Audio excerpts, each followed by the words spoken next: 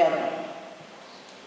I want to tell you about one black woman from the United States who lived in the 19th and 20th centuries, and her name is Ida B. Wells. Do you know her this name? Does anyone know this name? Okay. Do you know the name Frederick Douglass? You know the name Frederick Douglass? No? Okay, I feel a little bit better because usually no one will know the woman, but everyone will know the man. But here, since you don't know either, it's okay.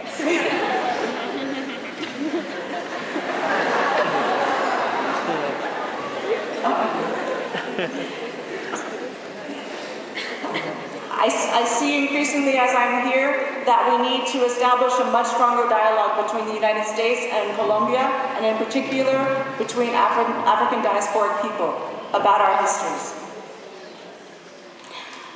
Ida B. Wells was an activist. She became an activist partly because of how she lived. She was a black woman living after slavery had ended in the United States, but for whom the legacy of slavery was very powerful. 70 years before, a woman named Rosa Parks. Do you recognize this name, Rosa Parks? Yes? 70 years before Rosa Parks refused to give up her seat on the bus, Ida B. Wells refused to give up her seat on a train. She was traveling in the U.S. South, and she was told by a white conductor that she needed to move to a smoking car, to another car, so that a white person could have her seat. But she refused. This was just the beginning of her activism, and this activism is of a more familiar kind. But later in her life, 3 of her friends were violently attacked and lynched. Do you know this word, lynched? Yes. That's very sad to me, but this is what we know, yes? Okay, but these men were lynched. And after they were lynched, she became a very strong activist in the anti-lynching campaign. And she wrote these words: "No nation, savage or civilized, save only the United States of America, has confessed its inability to protect its women, save by hanging, shooting, and burning alleged offenders." I'll read this one more time. "No nation, savage or civilized, save only the United States of America, has confessed its inability to protect its women, save by hanging, shooting, and burning alleged offenders."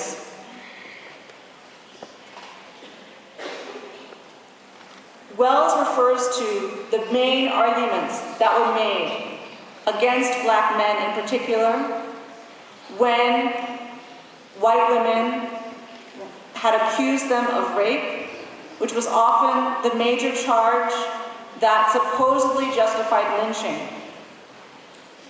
Ida B. Wells made it her life's work both to demonstrate the falseness of those charges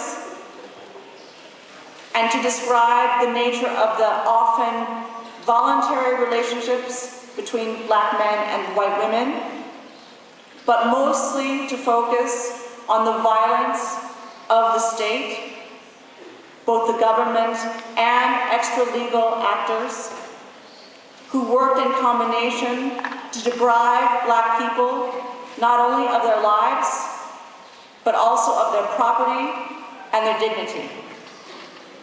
The campaign she waged against lynching is legendary today in the United States, and so she is now named as one of the most important women in our history by some. The some who name her as an important figure are those that I want to be in solidarity with.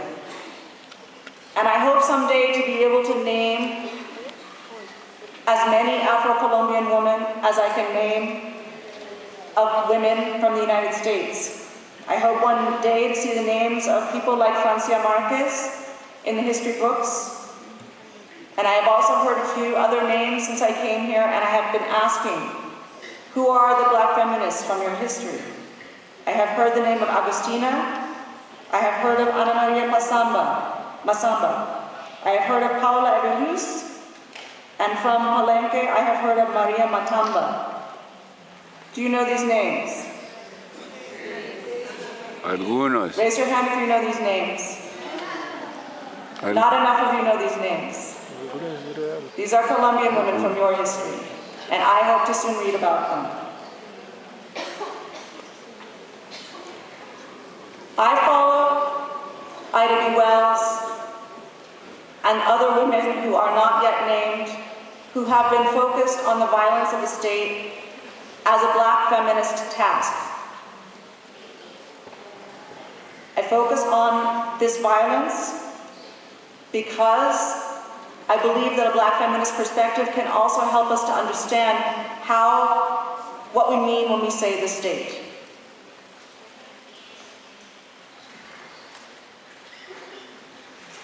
As I mentioned, I want us to think also about what is in our hearts. I want us to think also about what we have been exposed to.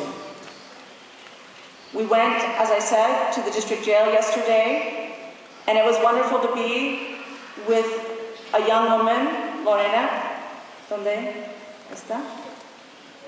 Sí. Who said that she had never been inside a prison. And hopefully she will permit me to say this.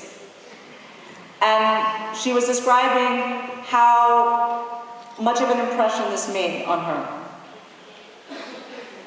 I think it is important that people take the time to visit prisons, visit if you have friends and family and colleagues who are inside, but also demand to visit, to have access to seeing what is inside of the prisons. Because as Angela mentioned yesterday, many people have argued that to understand a country is to see its prisons.